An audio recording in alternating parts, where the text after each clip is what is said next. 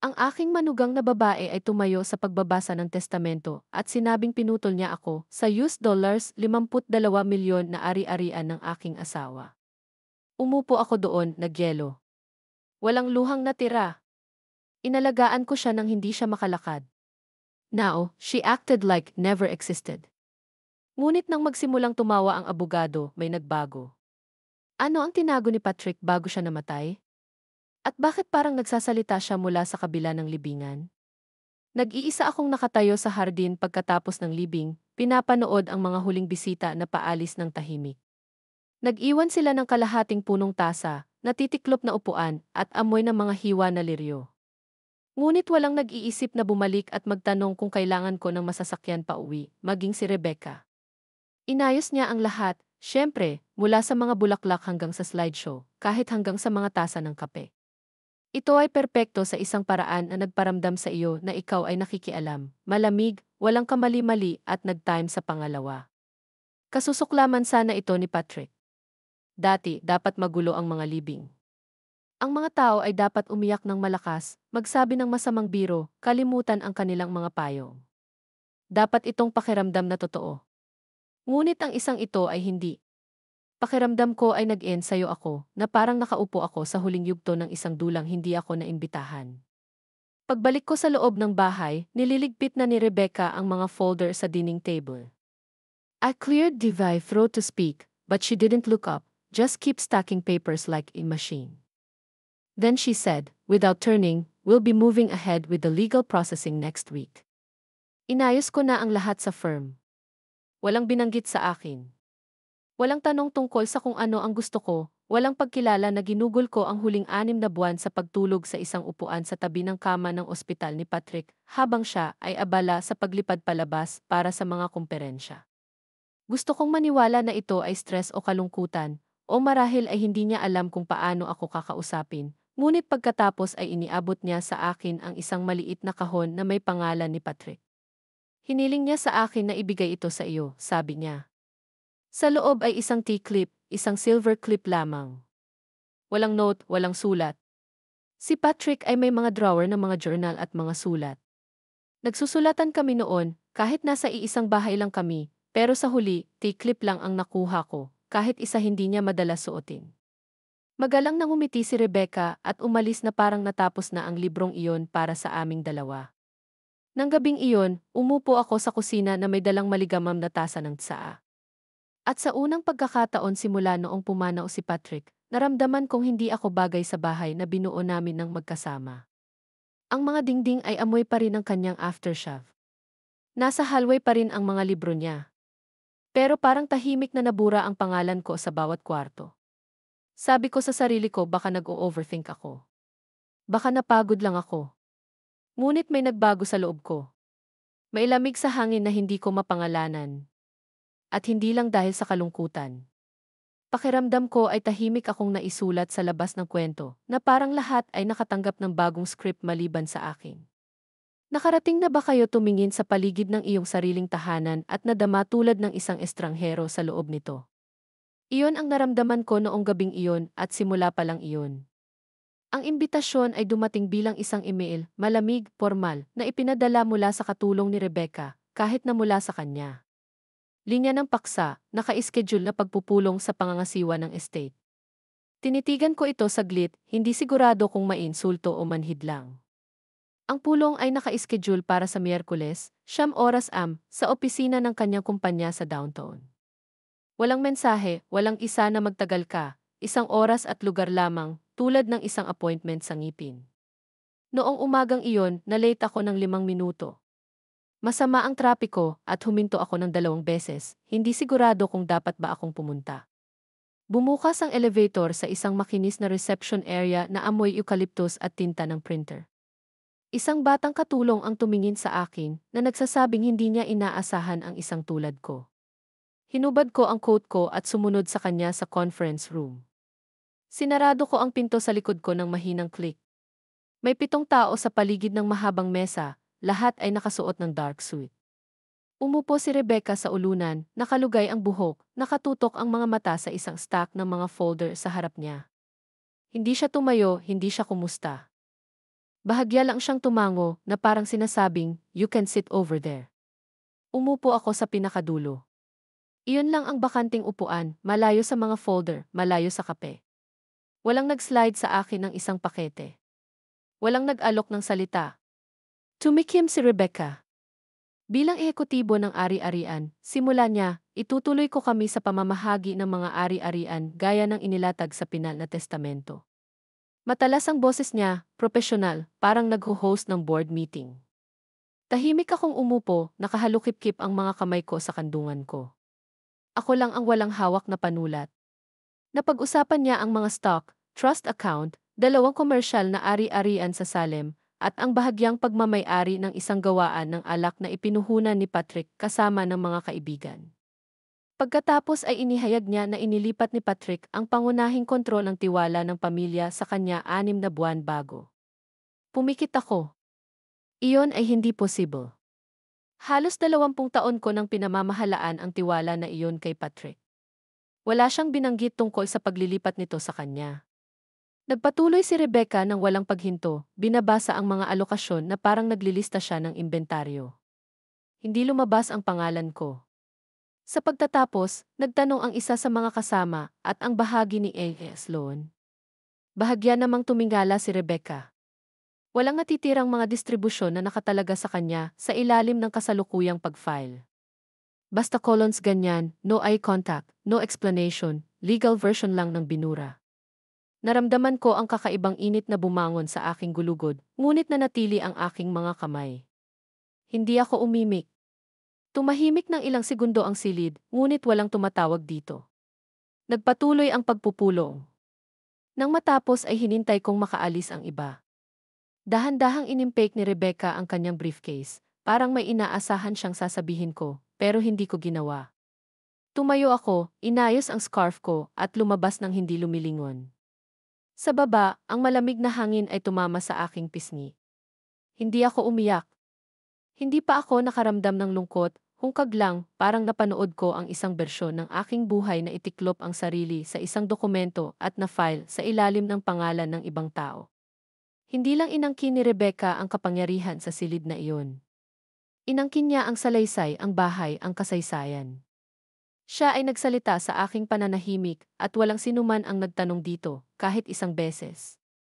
Habang naglalakad ako patungo sa parking garage, isang pangungusap ang umalinggaw-ngao sa aking isipan, walang natitirang mga pamamahagi na nakatalaga sa kanya. Hindi na ako balo. Hindi man lang ako isang line item. Ako ay wala. Umuwi ako at umupo sa dilim ng mahabang panahon noong hapong iyon. Hindi ko gustong buksan ang mga ilaw. Ang katahimikan sa loob ng bahay ay tila mas malakas kaysa sa anumang pag-uusap na maaari kong tiisin. Hindi ko pa nahuhubad ang huling gamit ni Patrick sa ospital. Nakapatong ang kanyang tungkod sa likod ng pinto, kung saan niya ito iniwan noong huling pagbalik namin mula sa Chemo.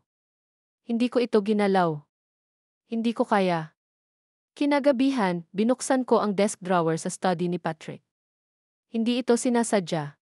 Kumilos lang ang mga kamay ko bago pa mahuli ang isip ko. Tumikim ang drawer gaya ng lagi nitong ginagawa. Sabi niya dati kailangan ng langis. Palagi kong sinasabi na gusto ko ito sa paraang ito. Ibig sabihin ang tunog na iyon ay nakauwi na siya. Nasa loob ang mga lumang sobre, mga resibo mula sa mga order ng libro, ang paborito niyang mechanical pencil, at ilang kupas na sticky notes na may mga paalala sa grocery. Sa pinakalikod, sa ilalim ng isang cloth-bound ledger, may nakita akong maliit na manila folder na hindi ko nakilala. Walang label, walang petsa. Binuksan ko ito at may nakita akong 3 papel. Ang tuktok ay isang sulat kamay na draft. Ang kanyang sulat kamay, hindi mapag-aalinlanganan kahit medyo nanginginig, ay napuno ng pahina. No greeting, no signature, just a short note written in that quiet voice of his. Nais ni Rebecca na i-update ko ang testamento. Sabi na kailangan nitong ipakita ang mga kasalukuyang hawak. Tinanong ko siya kung bakit ngayon at sinabi niya na ito ay para sa kalinawan. Sa palagay ko ay nag-iingat siya, masyadong maingat. Nagsimula siyang gumuhit ng mga papeles para sa akin. Hindi pa ako natatakot na magtanong ng anumang bagay na nasabi ko kay Marie. Napatitig ako sa papel. Paulit-ulit na iniskan ng mga mata ko, naghahanap ng ibang kahulugan. Ngunit malinaw ang mensahe. Nagkaroon siya ng mga pagdududa. Hindi niya sinabi sa akin. May naramdaman siyang kung ano, ngunit nanatili siyang tahimik. Ang ikalawang pahina ay isang photocopy ng pinakabagong testamento na hindi ko pa nakita. Ipinakita ni Rebecca ang nilagdaang bersyon sa pulong, ngunit malinaw na naiba ito. May mga anotasyon sa mga margin, mga pag-edit, mga pagwawasto, ilang mga seksyon na binilog sa pulang panulat. Nandoon ang pangalan ko. Ang pangungusap ay nabasa, kung sakaling pumanaw ako, iniiwan ko ang aking mga personal na ari-arian, kabilang ang mga pagbabahagi sa bahay at mga itinalagang account, sa aking asawa, si Marietta Sloan. Ito ay na-cross out. Ang sulat kamay sa margin ay isang tala, pag-usapan si Rebecca. Ang ikatlong pahina ay isang nakatype na schedule ng mga appointment, mga legal na konsultasyon. Dalawa sa mga petsa ay mula sa mga buwan na nakalipas, noong si Patrick ay nasa loob at labas ng paggamot.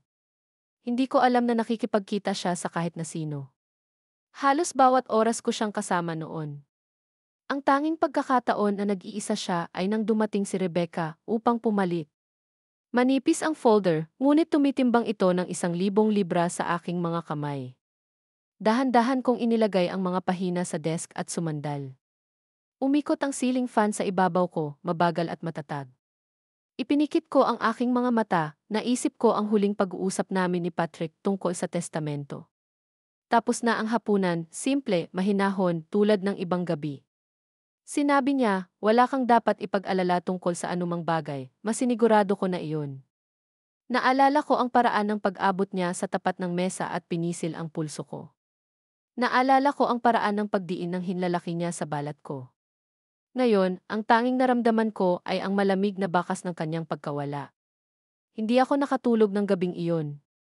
Umupo ako sa study, muling binabasa ang mga pahina hanggang sa ang langit sa labas ay lumipat mula sa itim tungo sa maputlang kulay abo. Pinagmasdan ko ang paghubog ng umaga sa paligid ko, paisa-isang sulok. Sa madaling araw, alam kong hindi lang ito isang pagkakamali. Ito ay hindi isang clerical oversight. Ito ay sinadya. May inayos si Rebecca at naramdaman ito ni Patrick, marahil ay sinubukan pang pigilan ito. Ngunit huli na. Ibinalik ko ang mga pahina sa folder at itinago ito sa ilalim ng stack ng mga lumang National Geographic magazine sa hallway closet. Hindi ko pa alam kung ano ang gagawin ko. Wala akong plano pero alam kong hindi ko ito papakawalan. Kinaumagahan, tinawagan ko si Daniel Cao. Ilang taon na kaming hindi nag-uusap mula noong retirement party ni Patrick. Si Daniel ay palaging matatag, ang uri ng tao na hindi nagtaas ng boses ngunit napuno pa rin ang silid. Nagtiwala si Patrick sa kanya. Ganon din ako. Pinulot niya ang pangalawang singsing at nang sabihin ko ang pangalan ko, huminto muna siya saglit bago sumagot. Kalmado ang boses niya pero rinig ko ang pagkagulat sa ilalim. Pumayag siyang magkita kinabukasan. Pagkababa ko ng telepono, tumayo ako sa tabi ng bintana at tumingin sa labas ng bakuran.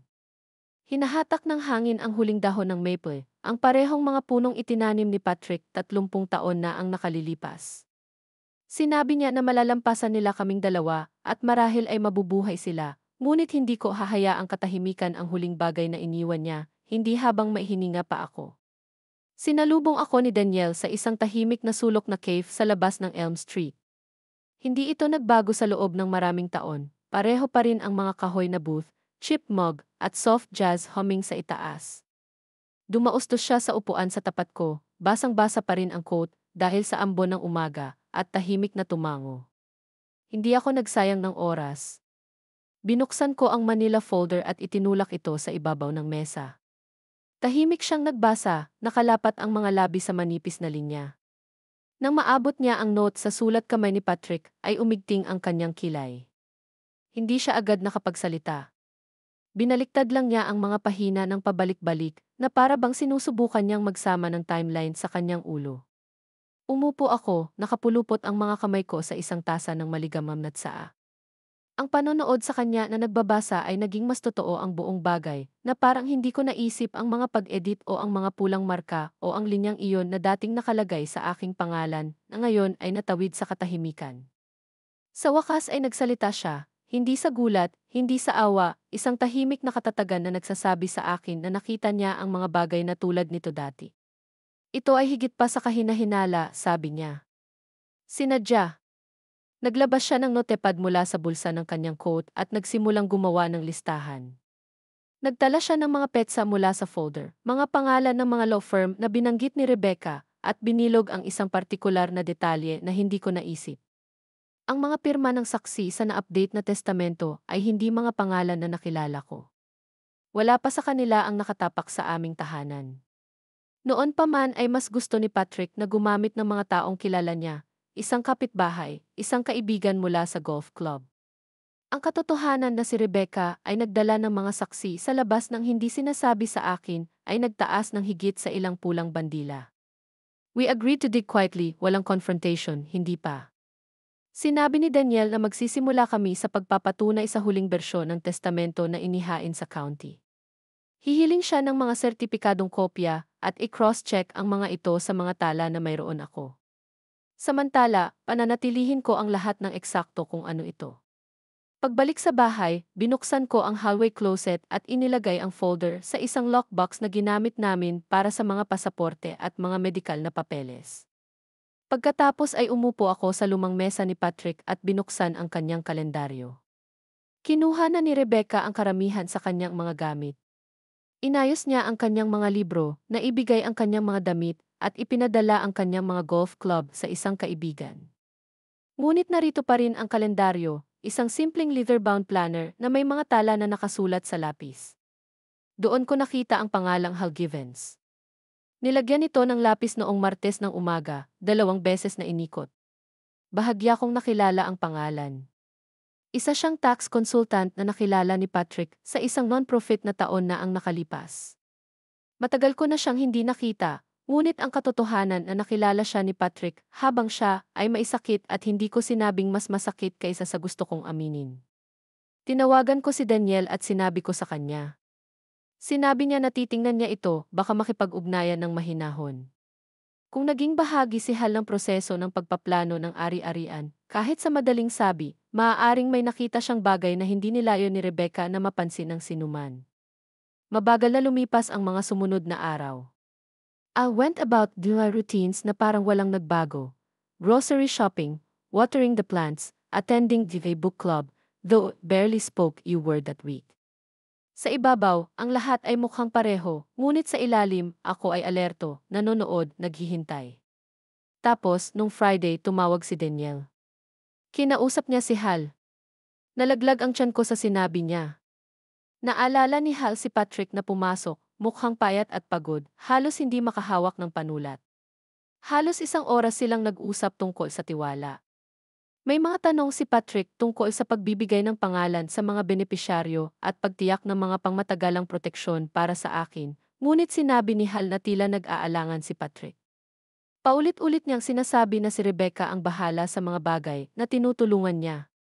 Nag-alok si Hal na mag-set up ng isang independenteng pagsusuri para lang matiyak na malinaw na naihain ang lahat, ngunit hindi na sinunod ni Patrick.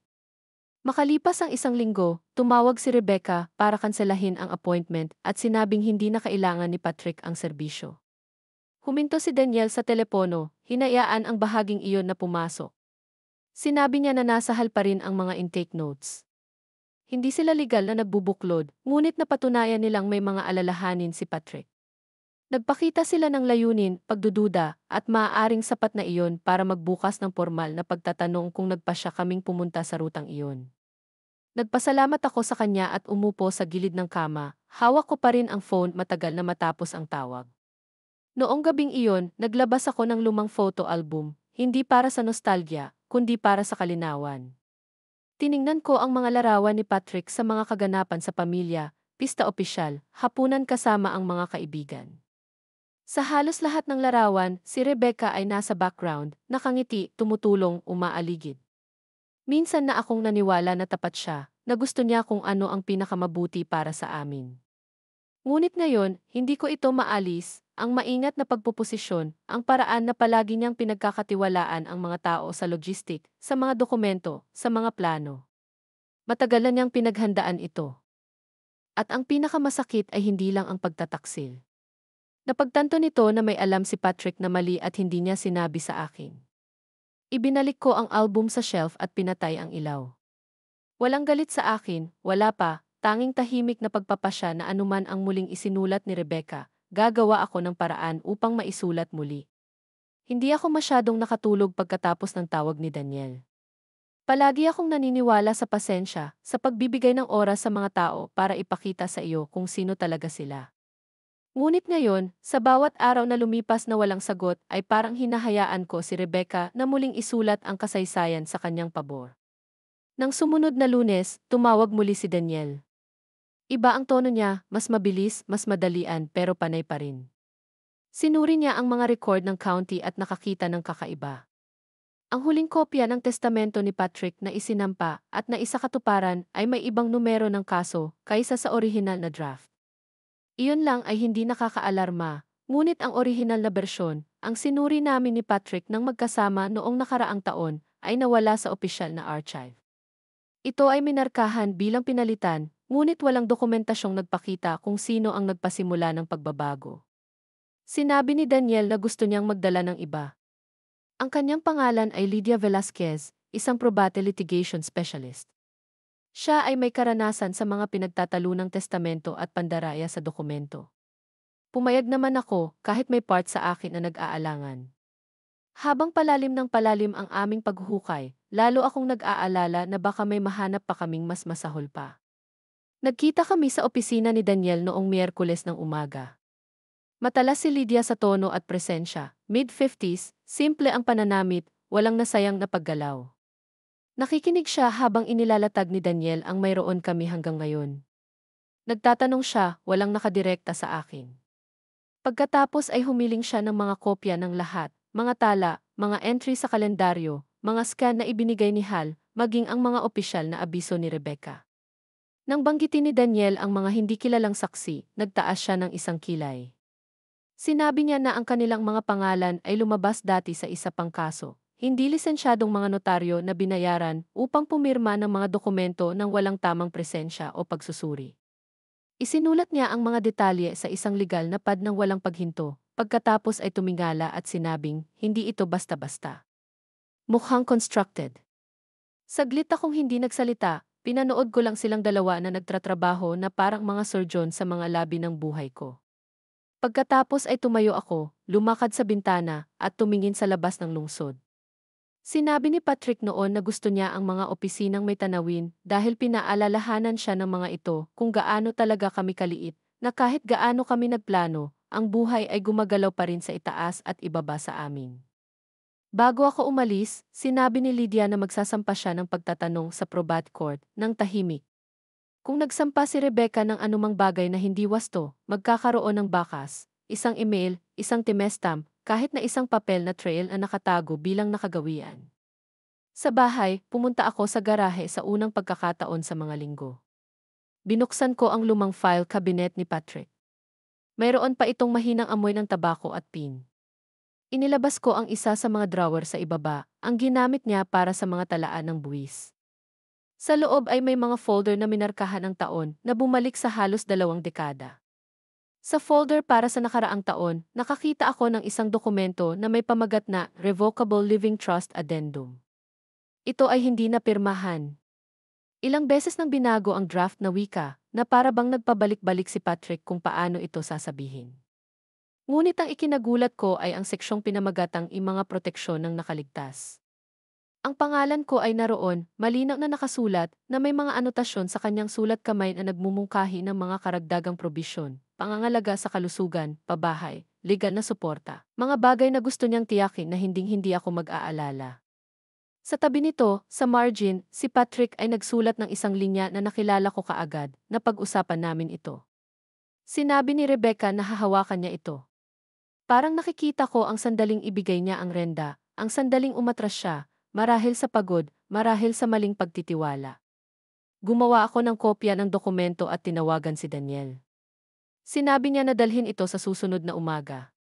Nang gabing iyon, umupo ako sa balkonahe na may dalang tasa ng tsaa at nakinig sa hangin. Sumakit ang katawan ko sa paraang hindi ko napansin noon, hindi dahil sa edad, kundi sa bigat ng pagdadala ng mga sikretong hindi naman sa akin. Naisip ko kung gaano kadaling naalis ang pangalan ko sa isang bagay na binuo namin ni Patrick sa buong buhay namin at kung gaano kabilis may pumasok na ibang tao para punan ang katahimikang naiwan niya. Sa loob ng maraming taon, naisip ko na ang ibig sabihin ng pag-ibig ay magtiwala ng walang tanong. Ngunit marahil ang ibig sabihin ng pag-ibig ay protektahan ang katotohanan kung hindi kaya ng ibang tao, kahit na ang katotohanang iyon ay hindi komportable. Kahit na nangangahulugan ito ng pagpunit ng bukas ng mga sugat na halos hindi na nagsimulang maghilom. Kinaumagahan, nagising ako bago sumikat ang araw at nagbihis ng maingat, hindi para sa kawalang kabuluhan, kundi para sa kalinawan. Kailangan kong maramdaman muli ang aking sarili, tulad ng babaeng pinakasala ni Patrick, hindi ang multong patuloy na sinusubukang i-edit ni Rebecca sa labas ng kwento. Dumating ako sa opisina ni Daniel dala ang bagong dokumento. Nandoon na si Lydia. Binasa niya ito ng tahimik, madiin ang mga labi. Nang matapos siya, tumingala siya at sinabing malaki ang maitutulong nito. Ipinaliwanag niya ang kanilang susunod na hakbang, isang mosyon para mapanatili ang mga natitirang ari-arian. Kung ibibigay ito ng korte, mawawalan si Rebecca ng kakayahang maglipat ng mga pondo o ari-arian hanggang sa malutas ang investigasyon. Hindi iyon paghihiganti. Ito ay proteksyon. Tumango ako. Hindi ko kailangan ng paghihiganti. Kailangan ko ng espasyo para huminga at ng pagkakataong maalala si Patrick. Hindi bilang isang lalaking iniwan ako, ngunit bilang isang taong sumubok at maaaring nabigo na protektahan ako sa huli. Ngunit kung isinulat niya muli ang mga tuntunin ng aming buhay, gagawin ko. System, i-rewrite ko ang pagtatapos sa sarili kong mga termino, tahimik, sinasadya at magsisimula na ito ngayon. Tumawag si Lydia pagkalipas ng 3 araw na may balita. Ang mosyon na i-freeze ang ari-arian ay naaprubahan. Ito ay isang pansamantalang utos, ngunit nangangahulugan ito na hindi na maaaring ilipat ni Rebecca ang mga pondo o muling italaga ang mga titulo ng ari-arian nang hindi nalalaman ng korte. Wala akong masyadong nasabi noong sinabi niya sa akin. Napabuntong hininga na lang ako at hinayaan ang katahimikan. Parang ang unang solidong hakbang pasulong. Nang hapon ding iyon, nakatanggap ako ng isang sobre sa koreo. Walang return address. Sa loob ay isang piraso ng papel, isang nakaprint na imbitasyon. Si Rebecca ay nagho-host ng isang pribadong kaganapan sa country club, isang pagpupugay kay Patrick, mga cocktail at catered horse d'oeuvres, isang charity auction sa kanyang pangalan. Sa likod, napansin ko ang petsa, 4 na araw na lang. Tinitigan ko ito ng matagal. Walang nabanggit tungkol dito, walang tawag sa telepono, walang text. At gayon pa man, siya ay nagkaroon ng apdo na magpadala sa akin ng isang makintab na imbitasyon na may embossed na mga letra, na para bang ako ay isang bisita at hindi ang babaeng gumugol ng 43 taon sa tabi ni Patrick. Hindi ko itinapon. Inilagay ko ito sa loob ng drawer sa tabi ng couch at naupo sa pag-iisip. Kinagabihan, tinawagan ko si Daniel. Sinabi ko sa kanya na gusto kong dumalo. Hindi siya nagtanong kung bakit. Nag-alok na lang siya na samahan ako sakaling may mangyari na hindi ko inaasahan, pero tinanggihan ko. Hindi ito tungkol sa paghaharap, hindi pa. Ito ay tungkol sa presensya, tungkol sa pagtayo sa isang silid na sinubukan ng ibang tao na burahin ako. Pagdating ng Sabado, maingat akong nagbihis, navy slacks, isang silk blouse na binili sa akin ni Patrick para sa aming ika-35 anibersaryo, isang manipis na silver chain, walang dramatic, walang maingay, ngunit lahat ay sinadya. Puno na ang parking lot ng country club pagdating ko.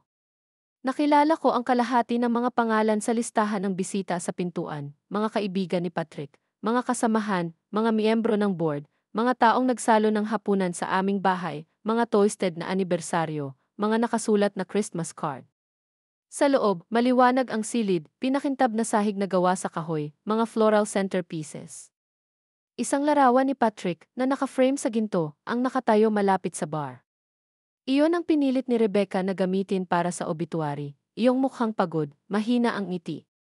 Kinasusuklaman ko ang larawang iyon. Si Rebecca ang nasa gitna ng lahat, elegante, composed, bawat galaw ay kalkulado. Binati niya ang mga bisita nang may kalahating pagkiling ng kanyang ulo, tulad ng isang reyna na tumatanggap ng mga tapat na sakop. Nang makita niya ako, biglang umikot ang ekspresyon niya. Tapos ngumiti siya. Tumango ako pero hindi ko na binalik. Naglakad ako patungo sa isang mas tahimik na bahagi ng silid, malapit sa isang mesa ng mga nakadisplay na item para sa auction. Binansagan sila bilang mga paboritong bagay ni Patrick. Isang nakasign na baseball, isang vintage pen, isang first edition na nobela na ibinigay ko sa kanya noong kaarawan niya. Inabot ko ito, hinawakan ang sulok ng gulugod. Wala sa label ang pangalan ko. Napaatras ako. Lumapit ang isang lalaking hindi ko kilala at nagpakilalang isa sa mga naging business partner ni Patrick. Nagsalita siya ng mabait, ang sarap daw akong makita. Pagkatapos ay tinanong niya kung paano ko pinamamahalaan ang estate, kung gumawa ba ako ng anumang mga pagbabago sa mga paglalaan ng pondo. Tinitigan ko siya, natigilan. Inakala niyang ako pa rin ang katiwala. Nang sabihin ko sa kanya na hindi ako, na inalis ako bago pumanaw si Patrick, ang kanyang mukha ay nagbago, bahagyang pagkalito, magalang nakakulangan sa ginhawa. Tapos tumango siya at humakbang palayo. Hindi gaano, ngunit may sinabi ito sa akin. Hindi sinabi ni Rebecca sa lahat ang buong katotohanan, hindi tungkol sa kalooban, hindi tungkol sa pagbabago ng kontrol, kahit tungkol sa mga bagay sa auction na kinuha niya sa aking tahanan nang walang pahintulot ko. Nagstay lang ako ng 20 minuto, sapat lang ang tagal para makausap ang isa sa mga kasamahan ni Patrick sa board, na binanggit, halos paminsan-minsan, na nakatanggap siya ng email mula kay Rebecca ilang linggo bago pumasa si Patrick. Kasama rito ang mga iminungkahing halaga ng donasyon, legal na wika, at ang pariralang ipamamahala sa mga responsibilidad ng kasosyo. Nagpasalamat ako sa kanya, umiti at nagdahilan. Bumalik sa kotse, umupo ako habang nakapatay ang makina, nakahawak sa manibela. Iyon ang sandaling nagkristal ang lahat. Hindi na hinintay ni Rebecca na makadaan si Patrick. Sinimulan na niyang iorkestra ang paglipat habang humihinga pa siya. Ginamit niya ang kanyang sakit bilang takip, ang kanyang tiwala bilang pera, at ang aking pananahimik bilang pahintulot. Ngunit natapos din ang katahimikang iyon. Kinaumagahan, nakipagkita ako kina Daniel at Lydia. Ibinigay ko sa kanila ang aking mga tala, lahat ng nakalap ko mula noong gabing iyon, bawat parirala, bawat hindi pagkakapare-pareho. Napasandal si Lydia, nag-iisip. Ito ay higit pa sa isang paglabag sa pananalapi. Ngayon, itinuro nito ang intentional premeditation at potensyal na pamimilit. Pumayag naman si Daniel. Magsisimula silang mag-draft ng isang mosyon upang labanan ang kalooban, hindi lamang para sa aking bahagi, ngunit para sa integridad ng mga huling kahilingan ni Patrick. Umalis ako sa kanilang opisina at dahan-dahang naglakad pa uwi, hindi dahil sa pagod ako, kundi dahil kailangan ko ang bawat hakbang upang ipaalala sa akin kung sino pa rin ako, ang asawa, ang saksi. Ang naiwan na nakatayo matapos ang palakpakan ay nawala at ngayon ang isa sa wakas ay handang magsalita. Ang sumunod na Lunes ay nagsimula sa ulan, manipis, matatag, hindi sumusuko. Umupo ako sa mesa sa kusina kasama ang aking kape, pinagmamasdan ang mga patak na tumama sa bintana, tulad ng maliliit na paalala na ang mundo ay patuloy na gumagalaw kahit na ang lahat sa loob mo ay nakapaus. Eksaktong 9:15, tumawag si Daniel. Sinabi niya, si Lydia ay naghain ng mosyon upang hamunin ang kalooban sa formal na batayan ng potensyal na pandaraya at hindi nararapat na impluensya. Tinanggap ng korte ang pagsasampa at nagtakda ng paunang pagdinig sa loob ng 2 linggo. Ito ay magiging maikli, sapat na oras upang ilatag ang pundasyon, ngunit ito ay magbibigay daan para sa pagtuklas. Nangangahulugan iyon na maaari kaming magsimulang humiling ng mga panloob na komunikasyon, mga talaan sa pananalapi, at mga digital na dokumento mula sa kumpanya ni Rebecca. Parang nagbukas ng selyadong pinto. Nang hapong iyon, nakilala ko si Lydia sa kanyang opisina. Tumatawag na siya, kaya dinala ako ng katulong niya sa maliit na conference room kung saan nagkalat sa mesa ang mga kopya ng mga dokumento ng estate. Mga color-coded na tab, mga nakaprint na email, isang bahagyang timeline na nakatape sa dingding. Sumama sa akin si Lydia makalipas ang 10 minuto, may hawak na printout. Ito ay isang email na ipinadala ni Rebecca 6 na linggo bago pumasa si Patrick, na minarkahan ng kumpidensyal. Ang linya ng paksa ay nagbabasa, binagong istruktura, agarang pagkilos. Ang katawan ng mensahe ay maikli ngunit malinaw.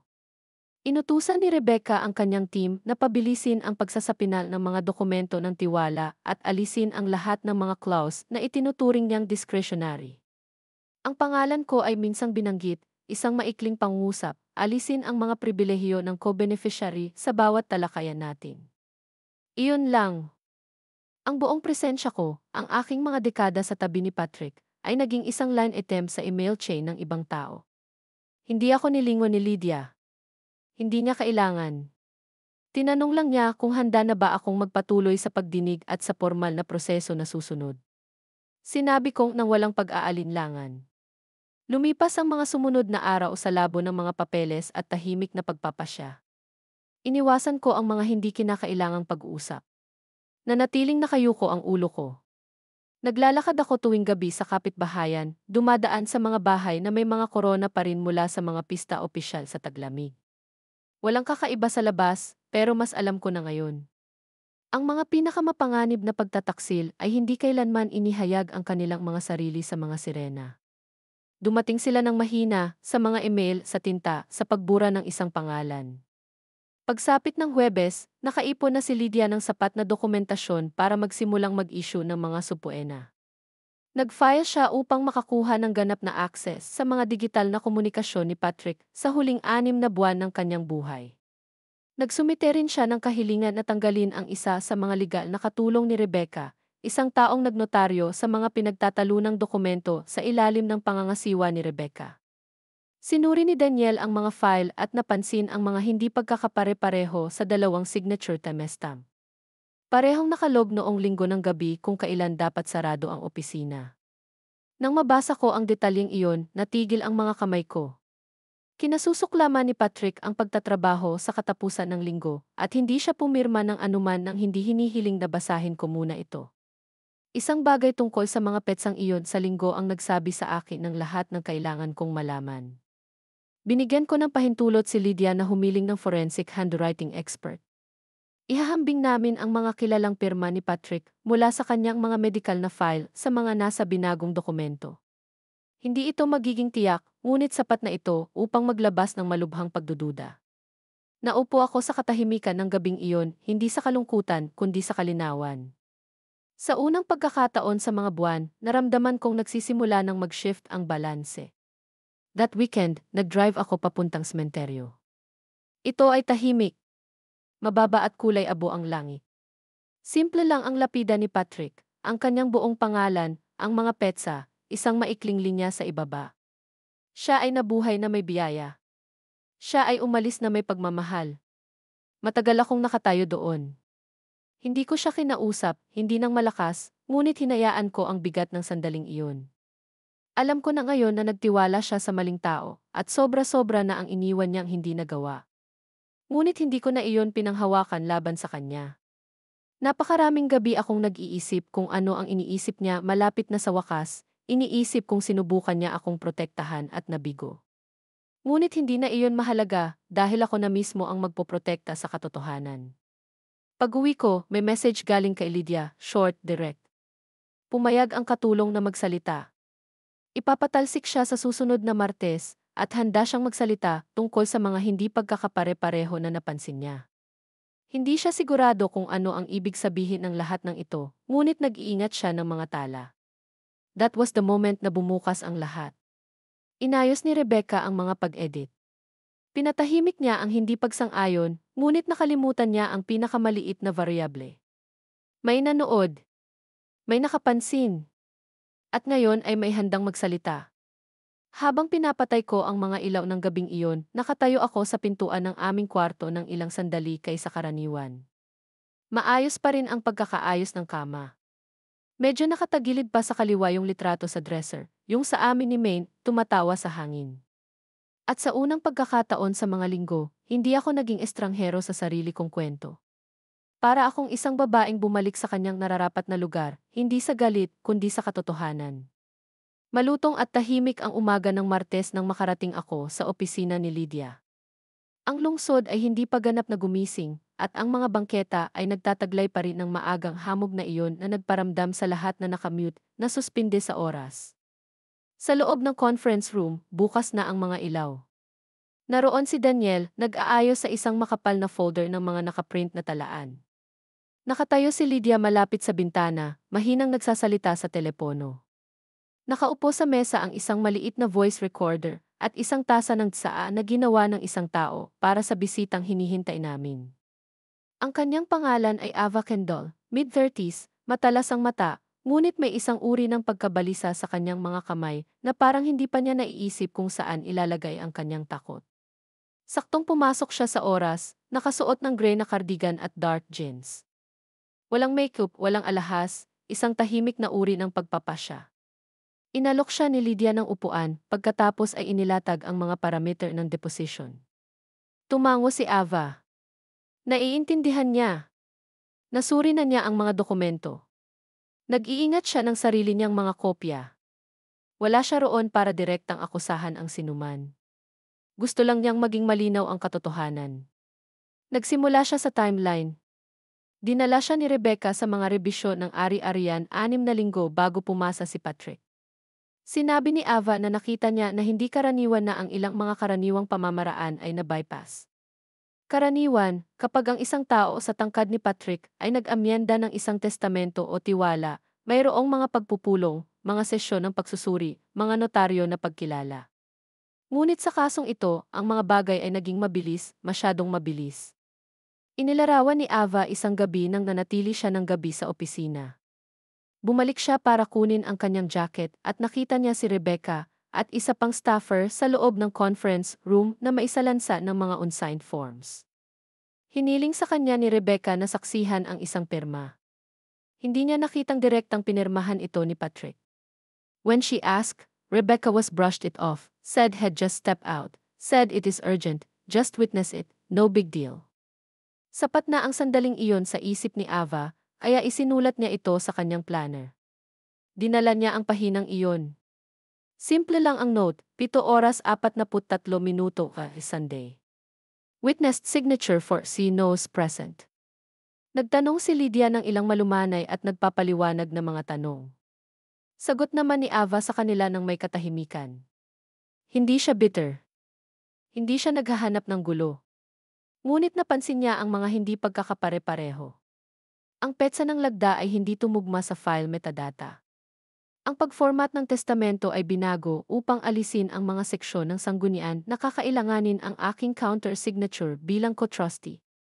Nagpalitan ng tingin sina Daniel at Lydia. Tapos may sinabi pa si Ava. Naalala niyang narinig niya si Rebecca sa isang tawag sa kanyang opisina na nakikipag-usap sa isang tao tungkol sa mabilis na pamamahagi ng mga asset. Ang pariralang nananatili sa kanya ay liquidate silently, no delays. 2 araw iyon bago na ospital si Patrick sa huling pagkakataon. Nang umalis si Ava noong gabing iyon, sinabi niyang alam niyang may hindi magandang nangyayari.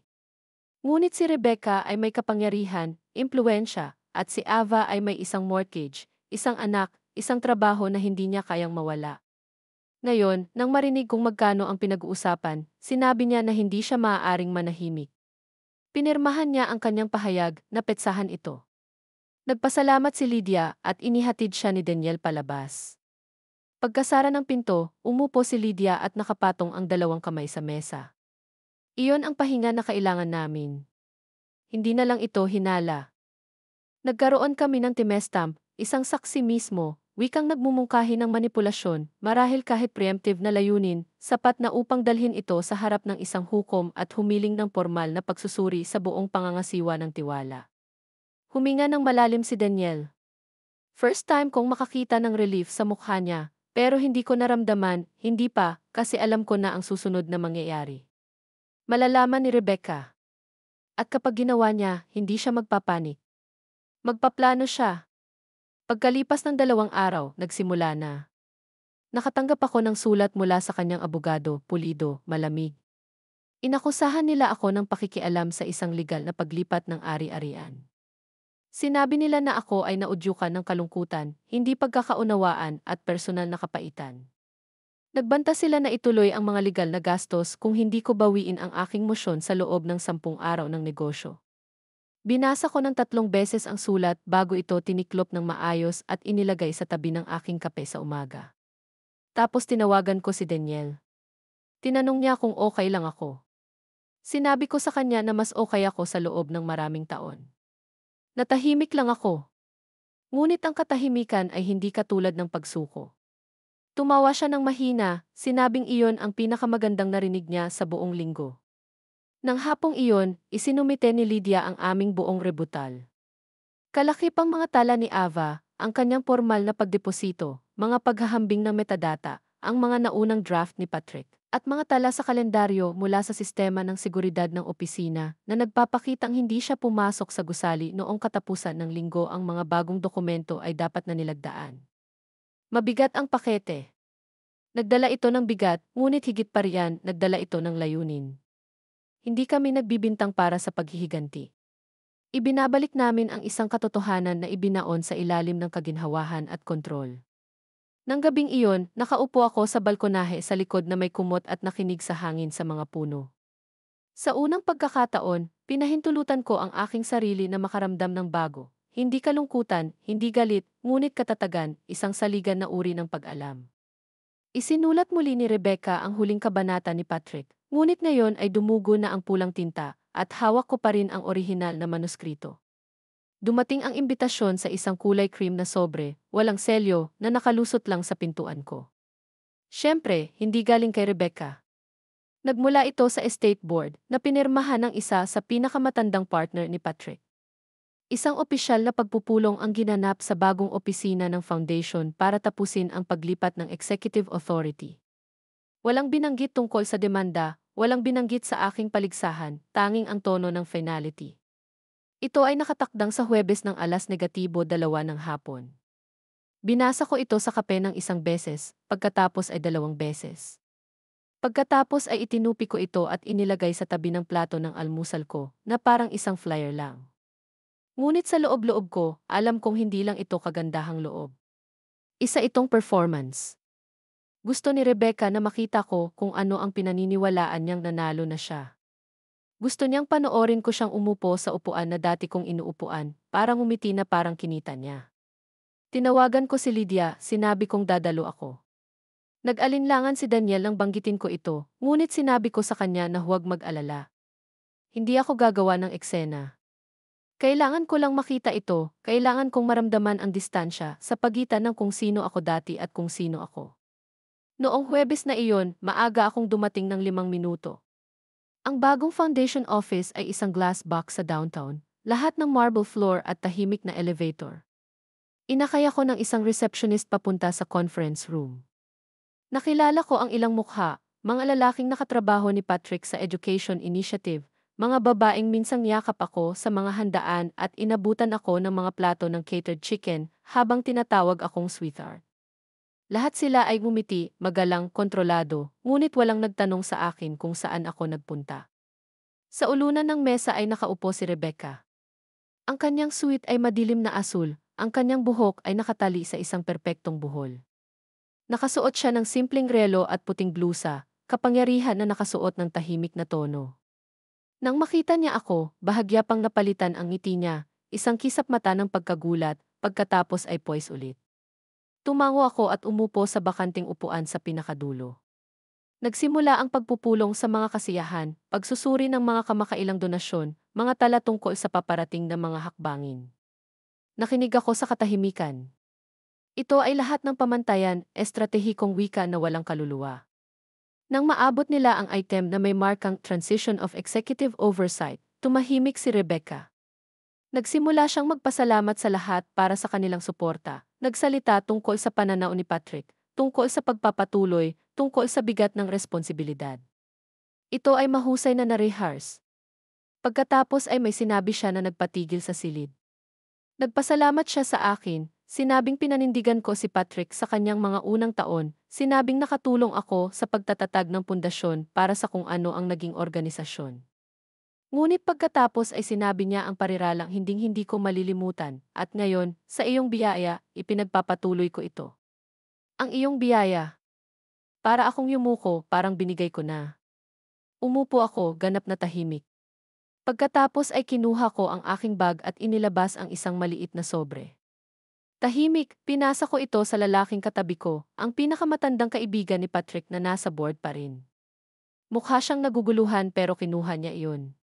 Nasa loob ang isang kopya ng notarized na liham na nilagdaan ni Ava, kasama ang isang maikling buod mula sa legal na brief ni Lydia at isang pulang markang kopya ng pahinang binago ni Rebecca sa orihinal na kasunduan sa tiwala. Hindi siya umimik. Pinasa niya lang ito sa susunod na tao at sa susunod. Ilang saglit pa, napansin ni Rebecca, humigpit ang ngiti niya, huminto sa paggalaw ang mga kamay niya. Hindi ako nagtaas ng boses. Hindi ako nagpaliwanag. Hinayaan ko na lang maglakbay ang papel. Nang makarating sa dulo ng mesa, tumayo ako. Salamat sa imbitasyon, sabi ko. Makikipag-ugnayan ang aking abogado kung may nangangailangan ng paglilinaw dito. At nag-walk out ako, hindi nagmamadali, hindi galit, malinaw lang. Nagmaneho ako pauwi ng basag ang mga bintana, hinayaan kong pumasok ang ingay ng lungsod. Tinawagan ako ni Lydia ng gabing iyon. Narinig na niya ang isa sa mga miyembro ng board. Nag-aalala sila. Gusto nila ng hiwalay na panloob na pagsusuri bago magpatuloy sa anumang huling paglipat ng otoridad. Pinakamahusay na sinabi ni Daniel, ang sandaling iyon sa mesa ay hindi isang paghaharap. Ito ay isang pag-redirect. Inaasahan ni Rebecca na maglalaho ako. Hindi niya inaasahan na magpapakita ako sa katotohanan. Sa mga sumunod na araw, muling nagbago ang mga bagay, tahimik. Ngunit makabuluhan. Ipinagpaliban ng lupon ang kanilang boto. Natahimik ang abogado ni Rebecca. Isang kahilingan ang ginawa para sa isang neutral na ikatlong partido na suriin ang mga pinagtatalunang suso. Kahit na walang legal na nangyari, ang mansa ay nandoon na ngayon, ang pagdududa, ang pag-aalinlangan. At sa puwang na iyon, nakakita ako ng isang bagay na hindi ko naramdaman sa mga buwan, equilibrium. Noong Sabado, kinuha ko ang lumang file box ni Patrick mula sa pag-aaral, ang may orihinal na charter ng foundation, ang kanyang mga tala sa mga programa ng mentorship, ang unang grant proposal na isinulat niya. Binasa ko ang bawat pahina ng dahan-dahan. Pagkatapos ay inimpake ko ang mga ito at tinawagan si Daniel. I wanted them archives well, not buried in legal boxes, not attached to anyone's name, just preserved, ang kwento ng pinagsama-sama nating binuo bago pa man ito pakialaman. Tinapos ko ang linggong iyon sa paglalakad sa tabi ng lawa malapit sa aming lumang bahay. Malamig ang hangin ngunit malinis, ang uri ng lamig na gumising sa iyo, nagpapatalas ng iyong pandinig. At sa unang pagkakataon sa mahabang panahon, hindi ko na kailangang ipagtanggol ang sarili ko. Ang katotohanan ay may sariling boses ngayon. Hindi ito sumigaw. Hindi ito nagsumbong. Umiral lang ito, hindi maikakaila, hindi natitinag. At sapat na iyon. Ang mga araw pagkatapos ng pulong ng lupon ay kakaiba. Walang mga tawag, walang mga pagbabanta, walang mga liham na may abogado na pananalita o nakatagong mga kahilingan. Parang may nalaglag na kortina sa entablado na maingat na ginawa ni Rebecca, at ngayon ay tahimik na umalis ang mga manonood sa kanilang mga upuan. Ngunit hindi ako nagkamali ng katahimikan bilang resolusyon. Binalaan ako ni Lydia na ang mga sandaling ito ang kadalasang pinakamadiskarte. Kapag naging tahimik ang mga bagay, nangangahulugan ito na ang mga tao ay muling nagsasama-sama. Pero sa pagkakataong ito, hindi ako ang kailangang maghanda. Nagawa ko na ang aking bahagi. Sinabi ko na ang totoo. Ngayon ay siya na ang umasa dito. Ginugol ko ang linggong iyon sa sarili kong ritmo, maliliit na bagay, pagdidilig ng mga halaman, pagbabasa ng papel sa mesa sa kusina, paggawa ng sopas sa paraang gusto ni Patrick noon. Hindi ko na naramdaman ang pagmamadali sa paghabol ng mga paliwanag.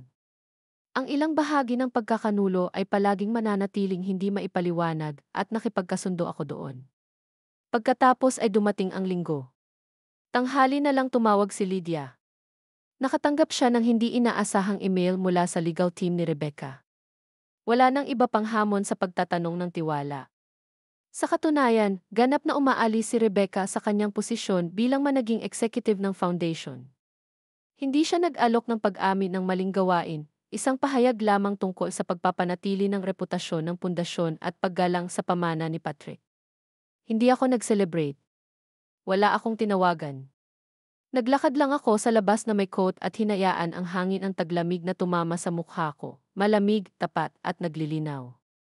Nang sumunod na Martes, ang pundasyon ay naglabas ng maikling pahayag na nagpapatunay sa paglipat.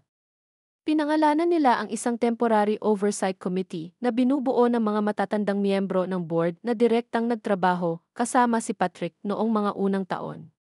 Ipinasa sa akin ni Daniel ang isang kopya, kasama ang isang personal na tala mula sa isa sa kanila.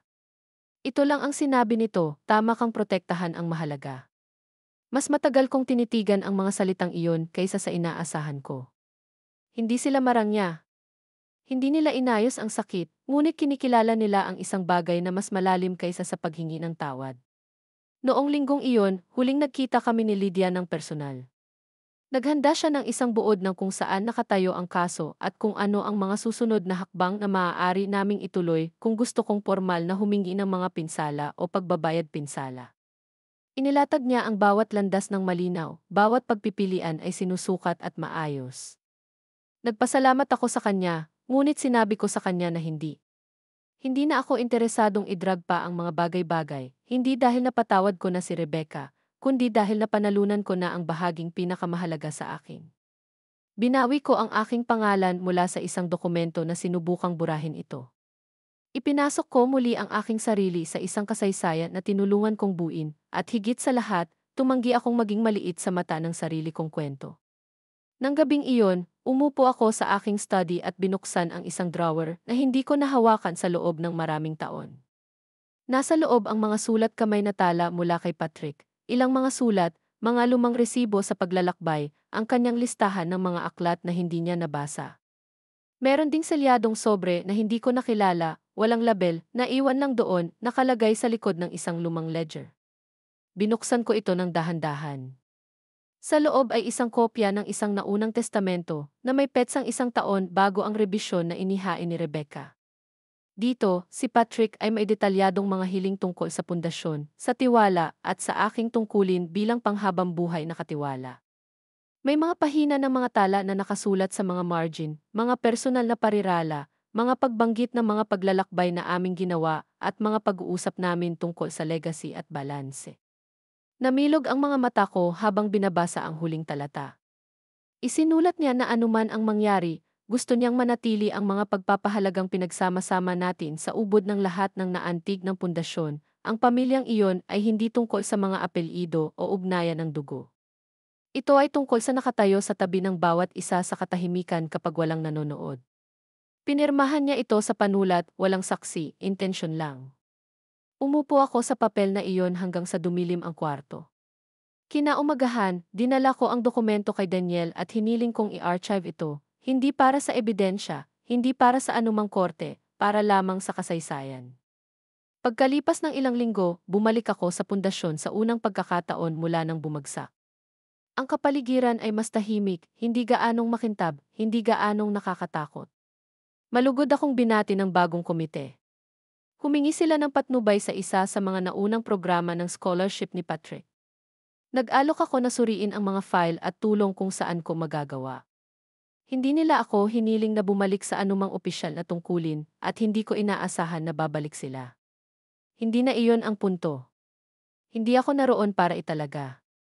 Nandoon ako para saksihan, para masiguradong hindi maglalaho ang pinagsama-sama nating binuo sa ilalim ng mga pag-edit ng iba. Umalis ako pagkatapos ng 1 oras, dahan-dahan akong naglakad papunta sa parking lot. Ang araw ng taglamig ay mababa sa kalangitan, naghahagis ng mahabang anino sa buong simento. Tumayo ako sa tabi ng kotse ko at tumingin ulit sa glass building. Kumikislap ito, ngunit hindi na ako natakot. Ito ay isang lugar lamang, isang sisidlan, at hindi ko na kailangan ang pag-apruba nito. Nang gabing iyon, nagsindi ako ng kandila sa kusina at umupo sa tabi ng bintana na may dalang tasa ng tsaa. Naisip ko si Patrick, si Ava sa kanyang tahimik na katapangan, sina Lydia at Daniel, na nagpakita hindi lamang bilang mga profesional, kundi bilang mga taong naniniwala sa integridad. At naisip ko ang aking sarili, hindi ang babaeng natahimik noong unang pagbasa ng testamento, kundi ang babaeng ganap na nagbalik, hindi para makipaglaban, kundi para makita, upang bawiin ang kanyang pwesto, upang isulat ang wakas ng kwento gamit ang kanyang sariling kamay. 1 buwan na ang nakalipas mula nang formal na umalis si Rebecca, at sa panahong iyon, lumambot ang mundo sa paligid ko sa mga paraang hindi ko inaasahan. Nang walang mga petsa ng korte, walang mga abogado na nakahold, nang walang bigat na mga dokumento at pirma na naghihintay na suriin, nagsimula akong kumilos ng iba. Nagsimula ng mas mabagal ang umaga. Hindi ko na inabot ang aking planner bago ko matapos ang aking tsaa. Umupo ako sa sunroom na mailumang kumot ni Patrick sa aking mga binti. Ang ilaw ng taglamig ay tumatama sa mga hardwood na sahig at hayaang sapat na ang katahimikan. Ang katahimikan na iyon na pagtanto ko ay hindi ang kawalan ng kaguluhan. Ito ang gantimpala ng pagharap nito. Dumating si Lydia isang hapon para maghatid ng panghuling pakete. Ito ay halos formalidad ngayon.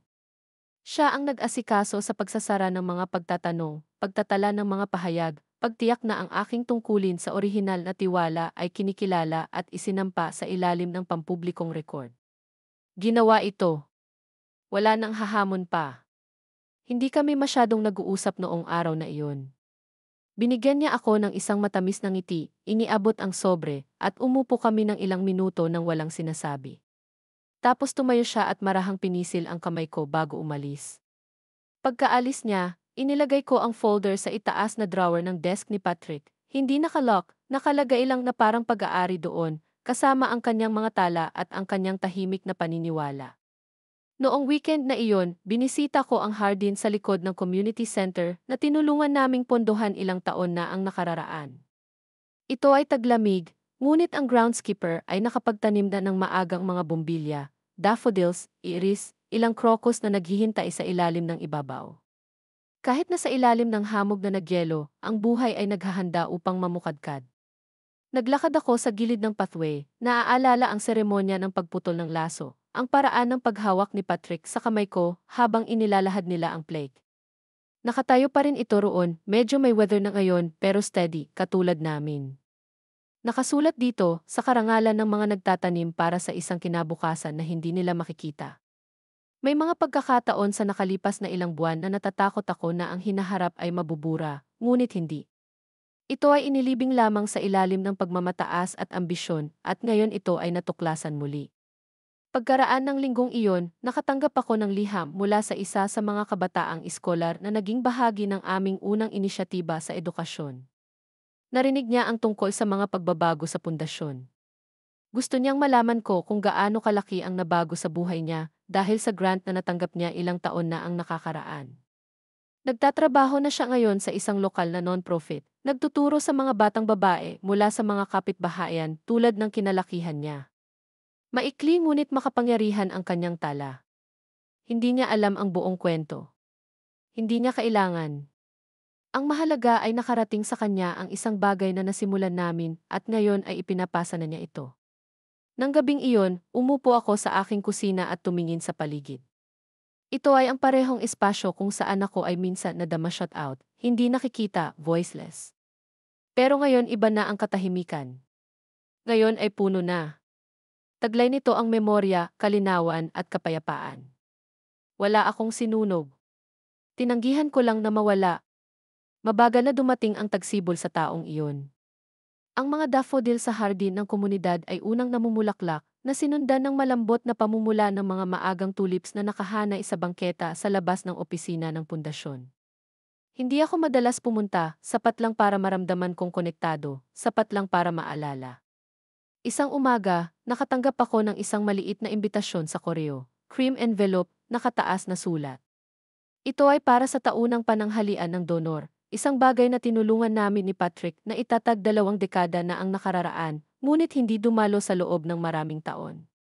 Kakaiba ang pakiramdam nang makitang muli ang pangalan ko na nakalista sa mga pinarangalan na panauhin.